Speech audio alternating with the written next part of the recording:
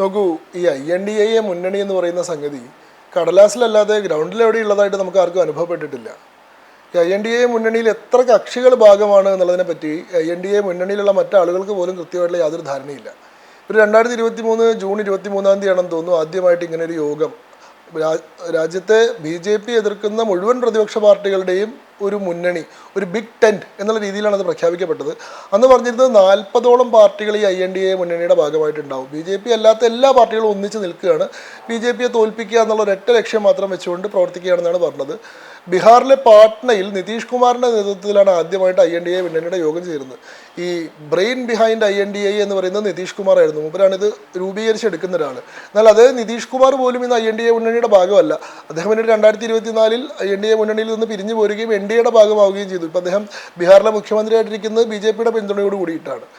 അതേപോലെ തന്നെ അതിൽ പ്രധാനപ്പെട്ട പല ആളുകളും പിൽക്കാലത്ത് അതിൽ നിന്നും തെറ്റിപ്പോകുന്നതും മാറി നിൽക്കുന്നതും ഒക്കെ നമ്മൾ കണ്ടു. അപ്പോൾ അന്ന് പാട്നയിൽ വെച്ചിട്ട് ആദ്യത്തെ യോഗം ചേരുന്ന സമയത്ത് പറഞ്ഞത് അതിൽ 40ഓളം പാർട്ടികൾ ഉണ്ടാകുമെന്നാണ്. എന്നാൽ രണ്ടാമത് ഇവർ പേരൊക്കെ തീരുമാനിക്കുന്ന യോഗം ബംഗളൂരുവിൽ വെച്ച് നടക്കുന്ന സമയത്ത് അതിലെ മുന്നണിയിലെ പാർട്ടികളുടെ എണ്ണം 26 മാറി. 16 പാർട്ടികൾ, പിന്നീട് 10 പാർട്ടികൾ കൂടി ചേർത്തുകൊണ്ട് 26 പാർട്ടികളായി മാറി. എന്നാൽ പിന്നീട് അവർ കോർഡിനേഷൻ കമ്മിറ്റി പ്രഖ്യാപിച്ച സമയത്ത് പാർട്ടികളുടെ എണ്ണം 17 മാറി. അതിനുശേഷം അവർ ക്യാമ്പയിൻ കമ്മിറ്റി പ്രഖ്യാപിച്ച സമയത്ത് പാർട്ടികളുടെ എണ്ണം 14 മാറി. ഈ കോർഡിനേഷൻ കമ്മിറ്റിയിലുള്ള പാർട്ടികൾ തമ്മിൽ പോലും യാതൊരു കോർഡിനേഷനും ഗ്രൗണ്ടിലില്ല എന്നുള്ളതാണ് പിന്നീട് നമ്മൾ കണ്ടത്. പറയുമ്പോൾ കോർഡിനേഷൻ കമ്മിറ്റിയിലേക്ക് CPIM പ്രതിനിധിയെ കൊടുത്തിട്ടില്ല, CPIക്ക് മാത്രമേ പ്രതിനിധിയുള്ളൂ. എന്നാൽ ക്യാമ്പയിൻ കമ്മിറ്റിയിൽ CPMനും പ്രതിനിധിയുണ്ട്. എന്നാൽ ഈ INDA മുന്നണിയുടെ ഭാഗമായിട്ടുള്ള CPIMും കോൺഗ്രസും തമ്മിൽ നേരിട്ട് ഏറ്റുമുട്ടുന്ന കാഴ്ചയാണ് നമ്മൾ കേരളത്തിൽ ഉൾപ്പെടെ കണ്ടത്. അതിൽ INDA മുന്നണിയെ നയിക്കുന്ന പാർട്ടിയായിട്ടുള്ള കോൺഗ്രസിൻ്റെ അധ്യക്ഷനായിട്ടുള്ള മുൻ അധ്യക്ഷനായ രാഹുൽ ഗാന്ധിയെ പറ്റി ഈ പറയുന്ന INDA മുന്നണിയിലുള്ള CPIMൻ്റെ പോളിറ്റ് ബ്യൂറോ മെമ്പറായിട്ടുള്ള പിണറായി വിജയൻ പറഞ്ഞത് പഴയ പേരിലേക്ക് മടങ്ങിപ്പോരുന്നതാണ്. പഴയ പേരെന്ന് അദ്ദേഹം ഉദ്ദേശിച്ചത് അമൂൽ ബേബി എന്നുള്ള VSS ജാനത്തെ വിളിച്ചിട്ടുള്ള പേരാണ്. അതല്ലെങ്കിൽ പപ്പു എന്നൊക്കെയുള്ള രാഹുൽ ഗാന്ധിയെ വിമർശിക്കുന്ന പേരുകൾ സൂചിപ്പിച്ചുകൊണ്ട് അദ്ദേഹം പറയുകയാണ്, നിങ്ങൾ കുറേ യാത്ര നടത്തിയപ്പോൾ നിങ്ങളുടെ പഴയ കാഴ്ചപ്പാടിലൊക്കെ കുറച്ച് മാറ്റം വന്നു എന്നാണ് ഞങ്ങൾ വിചാരിച്ചത്. എന്നാൽ നിങ്ങളിപ്പോഴും പഴയ പേരിൽ തന്നെയാണ് നിൽക്കുന്നതെന്നാണ് നമുക്ക് മനസ്സിലാവുന്നത്. ഒരു നേതാവായി പോലും പരിഗണിക്കാനുള്ള യാതൊരു യോഗ്യതയില്ലാത്ത ആളാണ് രാഹുൽ ഗാന്ധി എന്ന INDA മുന്നണിയിൽപ്പെടുന്ന CPIMൻ്റെ പോളിറ്റ് ബ്യൂറോ മെമ്പറും ഏക മുഖ്യമന്ത്രിയുമായിട്ടുള്ള പിണറായി വിജയൻ പറയുകയാണ്.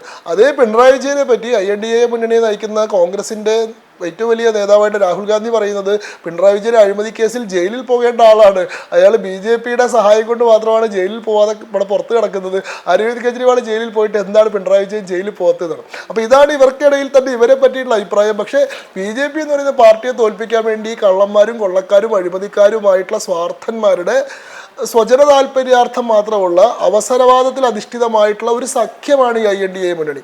അതിന് ഒരു മുന്നണിക്ക് വേണ്ടതായിട്ടുള്ള യാതൊരു ചട്ടക്കൂടുകളോ കെട്ടുപാടുകളോ ഇല്ല. പ്രത്യയശാസ്ത്രമായിട്ടുള്ള ഐക്യം, ഇതിൽ വ്യത്യസ്തമായിട്ടുള്ള പ്രത്യയശാസ്ത്രങ്ങൾ പറയുന്ന എത്രയോ പാർട്ടികൾ ഇതിൽ ഒന്നിച്ച് നിൽക്കുന്നുണ്ട്. ഹിന്ദുത്വം എതിർക്കാനാണെന്ന് പറയുന്ന ഈ INDA മുന്നണിയുടെ ഉള്ളിൽ ശിവസേന എന്ന് പറയുന്ന പാർട്ടി ഉൾപ്പെടുന്നില്ല. ശിവസേനയുടെ ആദർശം എന്താണ്? ശിവസേനയുടെ ലക്ഷ്യം ഹിന്ദുത്വമാണ്. ശിവസേന അത് പരസ്യമായിട്ട് പറഞ്ഞിട്ടുള്ളൊരു പാർട്ടിയാണ്. മാത്രമല്ല മറാത്ത ദേശീയത, ഈ പ്രാദേശികവാദത്തെ വളരെ ശക്തമായി മണ്ണിൻ്റെ മക്കൾ വാദത്തെ ഉയർത്തിപ്പിടിക്കുന്ന ഒരു പാർട്ടിയാണ് ഈ പറയുന്ന ശിവസേന എന്ന് പറയുന്ന പാർട്ടി. ആ പാർട്ടി അവർ ഉൾപ്പെടുത്തിയിട്ടുണ്ട്. അതേസമയം ഈ എന്താണ് പറയുക, നോർത്ത് ഇന്ത്യൻ പാർട്ടികളായിട്ടുള്ള പ്രധാന പാർട്ടികളുടെ കൂടെ തന്നെ സൗത്ത് ഇന്ത്യൻ ദേശീയത പറയുന്ന, അതായത് ദ്രാവിഡ നാട് തുടങ്ങിയിട്ടുള്ള ദ്രാവിഡവാദം ഉന്നയിക്കുന്ന DMK പോലെയുള്ള പാർട്ടികൾ ഇതിൽ ഉൾപ്പെടുന്നുണ്ട്. ബദ്ധവൈരികളായിട്ടുള്ള RJDയും JDയും, ബീഹാറിൽ എല്ലാ കാലത്തെയും രാഷ്ട്രീയവും RJDയും JDയും തമ്മിലുള്ള വിരോധത്തിൻ്റെ രാഷ്ട്രീയമാണ്, അവർ ഈ മുന്നണിയിൽ ഉൾപ്പെടുകയാണ്. നമ്മുടെ ഉത്തർപ്രദേശ് എടുത്തു കഴിഞ്ഞാൽ SPയും BSPയും എല്ലാ കാലത്തും പോരടിക്കുന്ന പാർട്ടികളാണ്, അവർ ഈ ഇതിൽ ഉൾപ്പെടുകയാണ്. കേരളത്തിലാവട്ടെ ബംഗാളിലാവട്ടെ പരസ്പരം പോരടിച്ചുകൊണ്ടിരിക്കുന്ന പാർട്ടികളാണ് CPIMും കോൺഗ്രസും. അവരിവിടെ ഒന്നിച്ച് നിൽക്കുകയാണ്. അവിടെ ബംഗാളിലുള്ള കോൺഗ്രസിൻ്റെ നേതാവായിട്ടുള്ള അധീർ രഞ്ജൻ ചൗധരി തന്നെ പറയുന്നത്, ലോക്സഭയിലെ കോൺഗ്രസിൻ്റെ നേതാവ് കൂടിയാണ് അദ്ദേഹം പറയുന്നത്, നിങ്ങൾ BJPക്ക് വോട്ട് ചെയ്താലും നിങ്ങൾ CPIMന് വോട്ട് ചെയ്യരുത് എന്നാണ് അദ്ദേഹം ബംഗാളിൽ തെരഞ്ഞെടുപ്പിൻ്റെ സമയത്ത് പറഞ്ഞത്. ആം ആദ്മി പാർട്ടി കോൺഗ്രസിനോട് സീറ്റ് പോലും കൊടുക്കാൻ തയ്യാറായിരുന്നില്ല. അവർ ഡൽഹിയിൽ പോലും ഒരു സീറ്റ് കോൺഗ്രസിന് കൊടുക്കാൻ തയ്യാറായിട്ടില്ല. പഞ്ചാബിൽ സീറ്റ് ഷെയറിങ്ങിന് അവർ തയ്യാറായിട്ടില്ല. ഇങ്ങനെ കോൺഗ്രസിനെ തോൽപ്പിക്കണമെന്ന് പറഞ്ഞിട്ടൊരു മുന്നേറ്റം നടത്തിയിട്ട് അധികാരത്തിലേക്ക് വന്നിട്ടുള്ള ആളുകളാണ് പാർട്ടികളാണ് ഇവർ. ഡൽഹിയിൽ ആം ആദ്മി പാർട്ടി വരുന്നത് ഷീലാ ദീക്ഷിത്തിന്റെ അഴിമതിയുമായി ബന്ധപ്പെട്ട് CWGക്കും അതേപോലെ തന്നെ കോൾഗേറ്റിനുമൊക്കെതിരെയുള്ള ഇന്ത്യ അഗൈൻസ്റ്റ് കറപ്ഷൻ എന്ന് പറയുന്ന ഒരു മൂവ്മെന്റിന്റെ ഭാഗമായിട്ടാണ്. അപ്പോൾ ബദ്ധവൈരികളും ശത്രുക്കളുമായിട്ടുള്ള ആളുകൾ ഒരു അവസരവാദപരമായിട്ടുള്ള സമീപനം കൊണ്ട് യാതൊരു പ്രത്യയശാസ്ത്ര ഐക്യവും ഇല്ലാതെ ഒന്നിച്ച് നിൽക്കുമ്പോൾ അത് ഇവരുടെ കേഡർമാർ പോലും അംഗീകരിക്കുന്നില്ല. നേതാക്കന്മാർ കുറച്ച് ആൾക്കാർ 5 സ്റ്റാർ ഹോട്ടലിൽ ഇരുന്ന് ചായ കുടിച്ചിട്ട് സഖ്യം ഉണ്ടാക്കുന്നതുകൊണ്ട് ഗ്രൗണ്ടിലുള്ള കേഡർമാർ ഇത് അംഗീകരിച്ചുള്ളൊന്നുമില്ല. കേരളത്തിലെ CPIMകാരനും കോൺഗ്രസ്സുകാരനും തമ്മിലൊരു സഖ്യം ഉണ്ടാവാൻ, അതല്ലെങ്കിൽ ബംഗാളിലുള്ള CPIMകാരനും കോൺഗ്രസ്സുകാരനും തമ്മിൽ, കാരണം ഇവർ പരസ്പരം കൊന്നു തിന്നുന്ന ആളുകളാണ്.